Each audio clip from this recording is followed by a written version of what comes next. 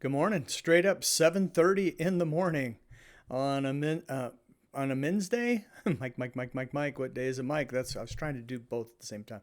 Anyway, we have a lot of weather to go through today, so let's go through it.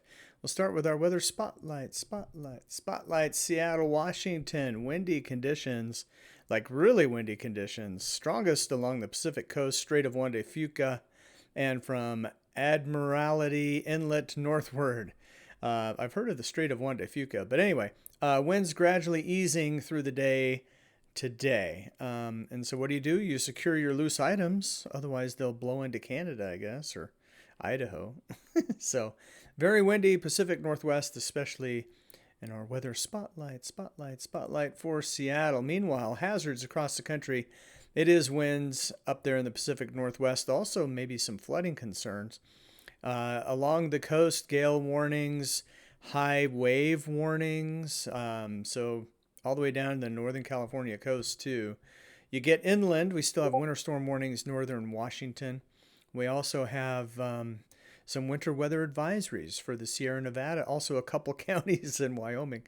And then winter storm watches a little further south in the Sierra Nevada. Also the Siskiyou Mountains with winter storm warnings there in Northern California. It's still red flag warnings up there in the Northeast for Massachusetts, Connecticut, Rhode Island for some reason. And then you get down into Virginia, North Carolina, frost advisories, and in the darker colors, freeze warnings. That's a lot going on. And not only that, but I want to show you on the GFS what's happening, because there's some interesting stuff. I want to start with, just the clouds right now. So here's where it's raining right now on my head here in western Iowa. It's very nice. It's very soothing sound. It's like ASMR right now outside. And then you can see the low right here. So it'll be tracking slowly. So we'll even get some of the backside of the storm. So rain throughout the day where I live in western Iowa, moving in Minnesota, etc. Heavy rain down here in Louisiana, busting out with some showers and storms and heavy rainfall. And then the Pacific Northwest, this is our big storm, causing all that wind energy for the Pacific Northwest, snow in the higher elevations as well. Okay, so I want to get over now to my next map, which is the upper air pattern. Check this out. Let me start with, now I'm going to zoom through this fairly quickly, but here's where we are now. And that's the low moving through right now. So that'll be heading eastward. And then watch the Pacific Northwest. So that gets us to today. And the Pacific Northwest, we just have energy way down in California. And watch it dive further south. Boom. And then our big low for into New Mexico, far west Texas, and West Texas. This gets us to the 18th. So Monday. So it'll be warming up in the plains ahead of this low. And then the low ejects into the plains, moves across Iowa basically, and into the Great Lakes. And then watch that, two surges of cold air behind it, which go all the way down through the southeast and then to the east, and then ejects. And then as we get closer to Thanksgiving, a low races across the middle of the country. So how does that look on precipitation? So we'll go fast through this as well.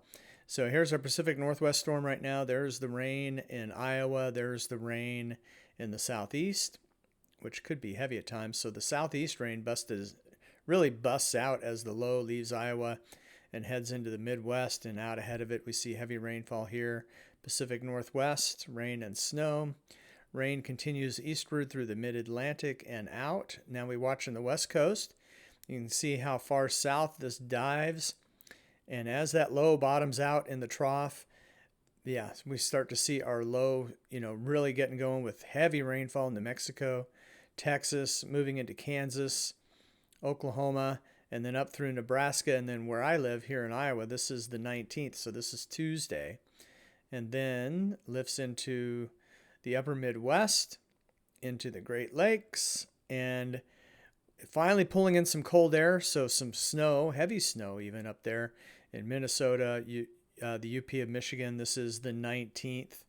And you see the 540 line behind it, just that cold air dropping south. So then the plains, the Midwest, the Ohio Valley, the Tennessee Valley, all seeing cold air heading your way. And then we have a hurricane for Florida skirting the extreme South Florida area, and then scattered light snows. Great Lakes probably turning on the snow machines with some lake effect snows, some snow in the Midwest, Ohio Valley. This gets us to Thursday the 21st, and that cold air very far south. We got light snow here in Kentucky and West Virginia, Indiana. This gets us into the 22nd. And then the cold air, again, lake effect snow too for the lakes along, Friday the 22nd. That persists for a day or two. And then our next storm that just races across the center of the country and really strengthens near me, just south of Omaha, with some heavy thunderstorms and then transitioning to snow at my house on the 25th. And then that races off to the coast. So that's our new improved fast look at the GFS model. So a lot going on between now and Thanksgiving. Stick around to the end. I have the snowfall, the snow depth on Thanksgiving at noon map ready to show you. So here's the 24-hour temperature change right now. Cooler east, cooler northwest, warmer all the way to the west coast and the plains. Surface today, heavy rain, Louisiana, Mississippi. Rain and snow northwest, and there's our storm in the middle heading eastward. Severe today, maybe Louisiana, Mississippi, and maybe even a 2% tornado threat, Louisiana, Mississippi, and a little bit of Alabama. So be weather aware if you're there.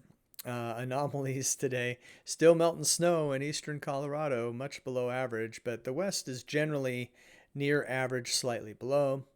Same for mid-Atlantic up to the northeast. The center of the country is above average, and in some places much above average, like North Dakota, South Dakota. And those highs, you're 15, 20 degrees above average in North Dakota at 51 degrees. So, do the math. It should be freezing.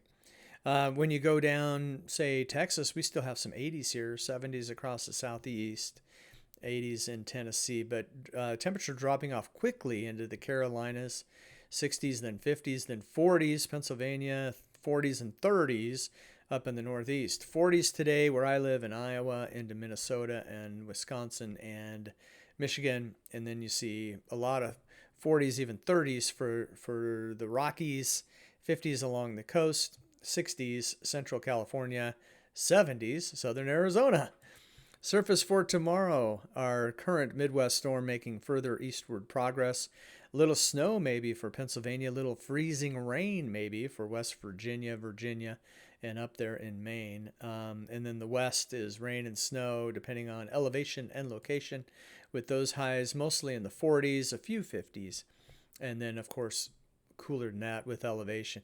Middle of the country warming up tomorrow and Saturday. So the plains getting a little warmer, still 70s down in Phoenix and Tucson, where the snowbirds are going if they're not there yet. And then the 80s are gone for Texas except Laredo, but otherwise 70s. And then still cool, along the Appalachians into the northeast, and even the Great Lakes still kind of cool. 48-hour precipitation. We're going to zoom in on the closer areas, but you see all the way from the southeast up into the Ohio Valley and over to the mid-Atlantic. This is for the next 2 days, ending Friday morning. And then the Pacific Northwest with some heavy rainfall up there too, which I didn't load the Northwest one. All right, well, that's okay. We'll talk about the Northwest right now. 1 inch to 2 along the coast, and the liquid equivalent is 1 inch to 2 for the Cascades into the Siskiyous of California. So could be a foot or two of snow in some of these areas. All right, rainfall next 2 days for the southeast. Call it 1 inch to 1.5 inches for Mississippi. Less than that for Louisiana, although that storm right now looks like it's dropping more than that right now. Anyway, all right. For Tennessee, 1 inch to 1.5 inches. Kentucky, maybe up to 2 inches. Southern Indiana as well. And then a little bit lesser amounts as you head to, say, into Ohio, West Virginia, North Carolina, looking like this. 1 inch to 1.5 inches. Same for Virginia. And then back to Illinois, Midwest, where I am, it's going to be close to 1 inch. That 0.9 is the county north of me in Iowa. And then we get to our surface for Friday. And here comes another Pacific Northwest storm with rain and snow. Our Midwest storm is exiting through the mid-Atlantic but lingering in the Ohio Valley.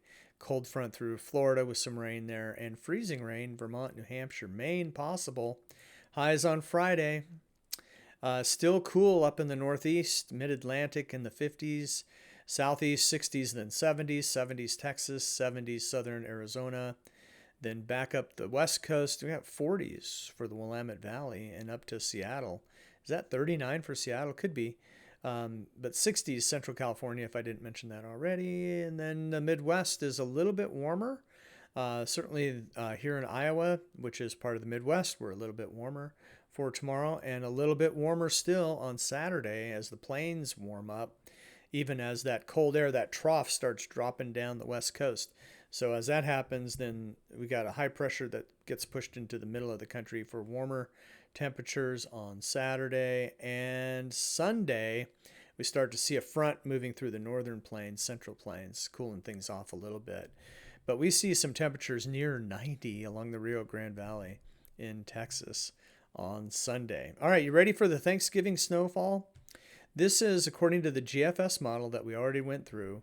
This is the snow depth at noon on Thanksgiving. So 2 weeks from tomorrow, take it with a ginormous grain of salt. But where I live in western Iowa, could be an inch of snow on the ground for Thanksgiving at noontime. How about that? A little bit more, though, Ohio Valley and Appalachian Mountains. And, of course, where we're going to see, I do believe we will see some lake effect snows. So, Cleveland, Erie, Pennsylvania, northern New York, some pretty hefty amounts here. Not too bad. South Dakota, up to 5-6 inches maybe for some, certainly around 4 for a lot. And then, of course, the arrowhead of Minnesota into Wisconsin, a lot of snow, maybe 1.5 feet. And then the Pacific Northwest and the mountains, of course. All right, 8 to 14 temps, much below average for the Southwest into Texas, as that trough just drops right down and bottoms out in New Mexico before it ejects into the plains. So cold air heading south, and then we'll see that cold air shift on this map to the southeast as we go through time, but not there yet. This is November 20 through 26 averages, and warm northeast. Precipitation bullseye above my head in western Iowa, also Nebraska, South Dakota, and Minnesota for the best chance of above average precipitation. Also our possible hurricane for southern Florida, so you would think that would be above average rain. Also the interior of Alaska, above average snowfall and above average rainfall for Hawaii as well. All right, I tried to go a little faster today. Not sure I don't know. You tell me what you like. I mean, do you like 20 minutes? Or right now we're at 13, almost 13 and a half. I think we got it done in 13 and a half. So, I mean, what do you prefer? Because some people, I don't know, you settle down, watch this on the couch. It's certainly easier to see the temperatures and stuff. But please let me know in the comments. Otherwise, I'll just keep trying to grow the channel. It's hard to do that. YouTube usually takes a year or two maybe for things to catch on. But I'm grateful for each and every one of you. Thanks for the likes and the views and the comments. And we'll do it again tomorrow right here on the Weather Mic.